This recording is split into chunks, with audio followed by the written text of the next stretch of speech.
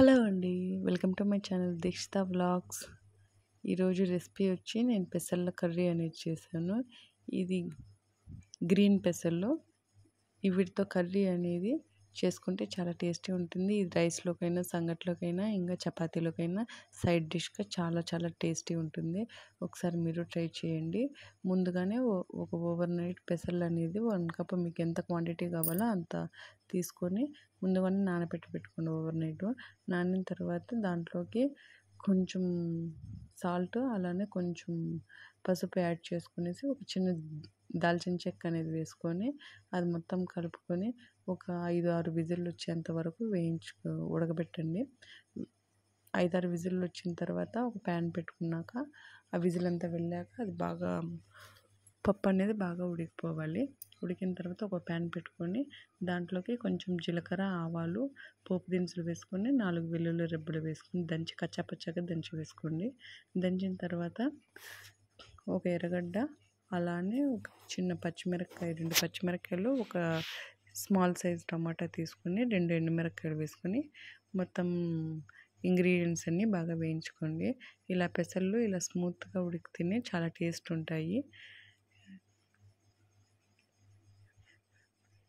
పెసర్లు తినడం వల్ల పెసర్లలో ప్రోటీన్ ఎక్కువగా ఉంటుంది. అందుకే నిజంగా చాలా టేస్టీగా ఉంటుంది, హెల్దీ కూడా.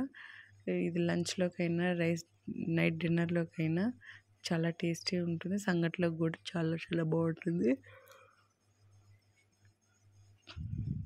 దాంట్లోకి ఎర్రగడ్డ, టమాటా అవన్నీ బాగా వేయించుకున్న తర్వాత కొంచెం లైట్గా సాల్ట్ యాడ్ చేసుకొని, లైట్గా కారము, అలానే మీకు ఎంత క్వాంటిటీ కావాలంటే సరిపోయేంత అంతగా కారం వేసుకొని ధనియాల పొడి కూడా వేసుకోండి.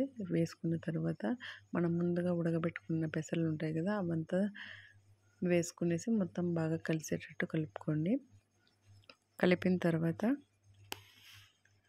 దాంట్లోకి మనకు గ్రేవీ కన్సిస్టెన్సీ కావాలి కాబట్టి గ్రేవీగా కావాలి కాబట్టి నీళ్ళు అనేది వేసుకోండి. కొంచెం వాటర్ యాడ్ చేసిన తర్వాత బాగా వేయించుకున్న తర్వాత లైట్గా వాటర్ యాడ్ చేయండి. వాటర్ యాడ్ చేసిన తర్వాత కొంచెము బాగా ఉడకనివ్వండి. 10 మినిట్స్ అన్నా 5 మినిట్స్ అన్నా. మీకు కావాలంటే నెయ్యి కూడా 1 టేబుల్ స్పూన్ యాడ్ చేసుకోవచ్చు.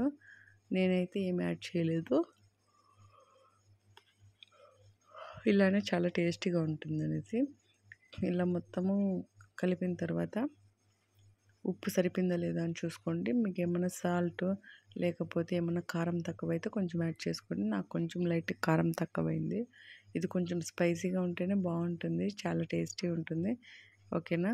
ఇది మొత్తం ఒక 10 మినిట్స్ ఇలా కలుపుకున్న తర్వాత గ్రేవీ కన్సిస్టెన్సీ వచ్చేంత వరకు ఉడకబెట్టుకోండి. ఉడికిన తర్వాత ఇలా చేసుకోండి. ఓకేనా. బాయ్.